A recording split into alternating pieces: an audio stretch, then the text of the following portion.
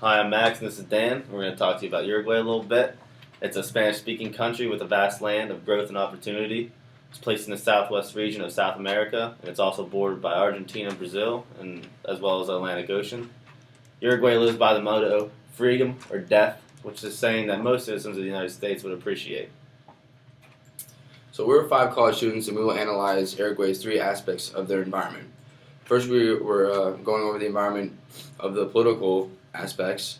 Then we researched the form of government, the political parties, and the history and the politics with the current president too. We will proceed into Uruguay's economic environment, and then we'll finish off with the culture and just the way of life around the whole country. The national legislation is a bicameral parliament, which means it's split into an upper house and a lower house. The upper house consists of 33 Senate members, while the lower house consists of 99 members. The legislation elects the Supreme Court. Also, there are four main political parties. As of right now, the Frente Amplio backs the president, and the three other parties are the PN, the PC, and the PL, which are all opposed of the FA. And the FA is a Frente Amplio. But their economy of Uruguay has been up and down a little bit. But however, starting to grow and stabilize their economy, and it can be attributed mainly to their highly educated, skilled workforce and their export-oriented agricultural sector. Due to problems with neighboring countries in 2002, the economy saw a major decline. Banks deposits in Argentina were being frozen, and it caused Argentine citizens to withdraw large amounts of money that were deposited in Uruguayan banks. Since unemployment rates rose along with inflation, Uruguay had to seek financial assistance from the IMF, which helped reconstruct the damage that had been done. Since then, Uruguay has battled global financial crises to help increase the growth of their economy. So, with their growth of economy, with their such a rich agriculture, and this is very important to them because they have a very good portion that goes to cattle and livestock. The land is the number one resource in Uruguay, which is very powerful because it's very economical. Other major food crops are rice, wheat, and sugarcane, but Uruguay lacks possession of full resources and imports mostly along its raw materials for other projects, which is not the best way to get profit. Perhaps some of the greatest economic assets are its beautiful beaches for tourism.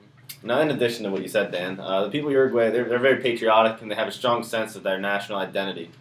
Their four sky blue stripes on their flag represent freedom and independence, and the sun in the corner of the flag represents independence. The national flower, bird, and their tree are the Caibo, Ombu, and Tero Tero, and they also use a Artigas flag as a patriotic sign, which is pretty much he's a national hero for fighting for independence. So they're just really proud of what they've become as a country, from being kind of ruled by one person to being able to have their democratic type of society. That's very interesting. So, one of the biggest aspects of their culture is food. Uruguayans' main dishes are using beef, and they eat a light breakfast and focus more on lunch and dinner. The national dish is called asado, which is a barbecued meat. A common dish is the parrillada, which is basically beef and the entrails with sweetbread. Doesn't sound very pleasing, but I bet it tastes very good. The entrails, depending on, I guess, how you would cook that, I don't know. So, some fast foods that you may get are the chivado, which is a steak sandwich, which sounds very good, and the fina, which is a chicken pea kind of flour cake kind of thing. Yeah, I'd love to go try any of those dishes. I mean, I'd try anything. I love food, so. But their vast culture is it's continually changing and adapting as time moves forward. Uruguay in the past has dealt with turmoil, alternating leaders, and it has always kept its traditions alive while adding new ones. And primarily in the urban population, which accounts for 91%, and the remaining 9% is the rural farmland. It's just like they're concentrated into those cities. I mean, they have so much farmland, however, it's all just pretty much pastures with cows or crops on there. And their split in population creates many differences in the cultural environment. One thing has always remained the same is that they have that value of family. Really important to them. So throughout many centuries, they have relied on their families, yes, to survive through the government turmoils and throughout all this just political travesties that have gone through like the military countries. stability and all that. So this has taught the Uruguayans to put family before everything, and also values like everything together. Sundays are traditionally considered days for the family to gather and get together, have food, and just enjoy their time together. Another example of strong ties with in Uruguay culture is instead of Christmas, they have it's more or less a family day, which they all share together. This tradition has affected the way of business, specifically restaurants, which are usually unable to operate because of the people getting together with their families and cooking their own meals. Yeah, lack of customers for the business. That's something we'd have to look into when we do our business opportunities, of making sure we don't go against what their way of life is, and we want to respect them and not infringe on their exactly. the business. Yeah. So they follow tradition, like we said, and etiquette, and they're laid back and easygoing. They tend to stay active in the social scene by attending large carnivals, festivals from weekend to weekend. I mean, you're going to see a lot of good food there. They're going to be cooking up everything. Montevideo, this is a place where from weekend to weekend they will be at these festivals and carnivals. It's the heart of the Uruguayan culture, being a city that has all aspects of daily life within its boundaries. Montevideo has created a hub for all Uruguayans to live the life of famous local dishes. Like I said, they're going to have all that food there. You got local attractions, and obviously the famous Uruguayan soccer team is something that they have big pride in. They want to come see. Soccer team. It's the main sport by followed there in Uruguay, and it has created a greater sense of national pride and unity. And soccer today, its media has elevated the way that Uruguayans actively participate and view their soccer team, so they almost feel part of the soccer team. They may not be on the field with them, but in their hearts, they're out in the field with them. And our team has decided on 3 opportunities to capitalize on in Uruguay. And our major opportunity deals with their agriculture and marijuana sector. Then with the capital built from this sector, we can introduce more areas into the beach development and tourism sector, and asking to host the new World Cup soccer tournament. However, this wouldn't be for quite a few years because they already have the next date set. However, we'd be working on, I think, 2022. Yep. And these business ventures would strengthen their economy and proceed to grow and stay stable. Their growth will also help the global economies. All right, guys. Our friends Max and Dan just talked to you guys about some things. I'm Brian. I'm Milosh.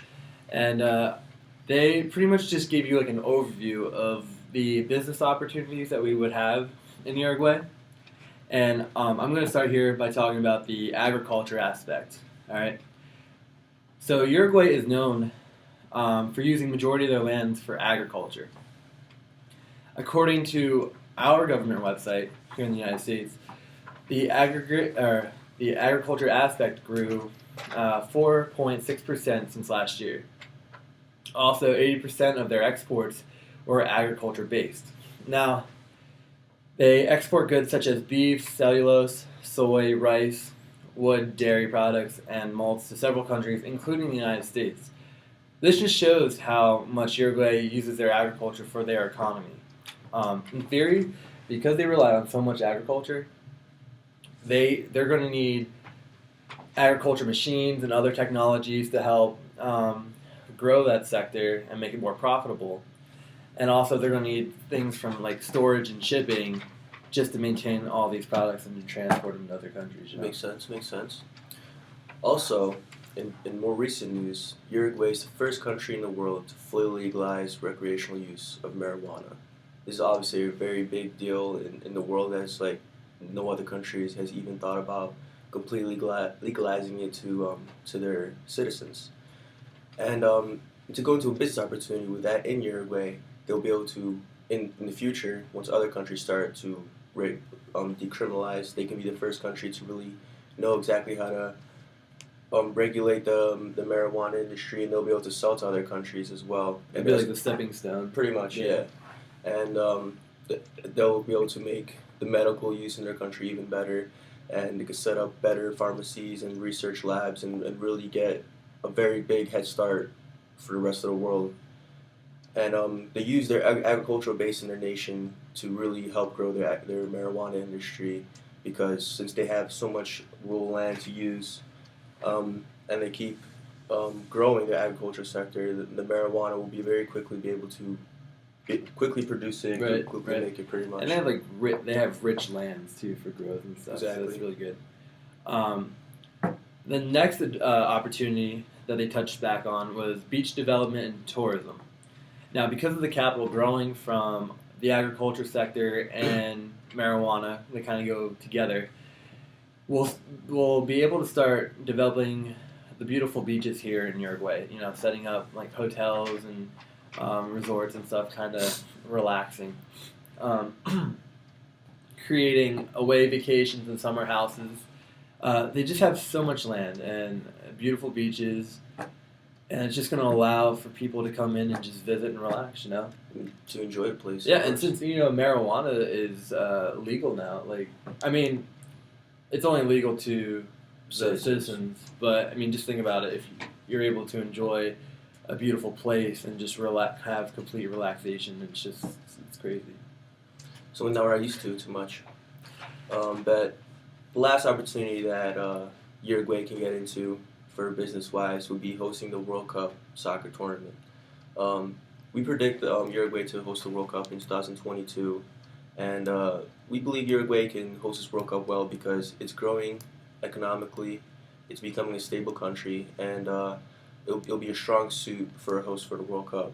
And in order for the tournament to be here, the tournament to be in Uruguay, the Uruguay have to improve their infrastructure to accommodate all the tourism that's coming into the country, such as better airports, better hotels, better roadways, etc., etc. And it'll be a great opportunity for Uruguay to showcase itself for the rest of the world. As we said before, they have beautiful beaches, and once they develop their beaches even more, it will be great. This will be a great opportunity in 2022 for them to show the world exactly what kind of country Uruguay is. They show their people, show their culture, their food, show that they're friendly. And then after the tourists leave for the World Cup, they'll have a good idea of Uruguay, and they'll recommend it to their friends, etc. And people will keep wanting coming back to Uruguay. And the more people come, the more tourism, the more spending is in a nation, and the more they can keep growing as a nation. And Uruguay's always been historically a big soccer nation, so it'll be important to them as a nation to host such a big World Cup, big tournament. Definitely, and Yeah. soccer is a universal language, you know, through all the nations. So Milos talked about the World Cup, and I talked about briefly of the other two sectors. I'm going to get in more detail here again, starting with the agriculture sector in Uruguay. There, with the agriculture sector, our biggest opportunity that we see as a group is the legalization of marijuana, exclusively within the country. All citizens in Uruguay, like I said, have the opportunity to grow up to 6 plants within their homes and use the drug for recreational or medicinal purposes. According to Reuters.com, Uruguay has been looking into exporting marijuana to dispensaries in Canada. This estimated billion-dollar industry theoretically could be the jumpstart to a struggling economy that Uruguay desperately needs. An excerpt from Reuters' December 2013 article states, Canada became the first country to allow terminally ill patients to grow and smoke their own marijuana in 2001. Since then, the number of people in the country legally authorized to use marijuana has grown to more than 37,000 and will rise to 434,000 by 2024, just according to official projections. You know, as a result of this, Canada's National Health Care, Medical Canada, took control of the production of legal marijuana and shut down the previous opportunities for ill patients to grow it in their homes.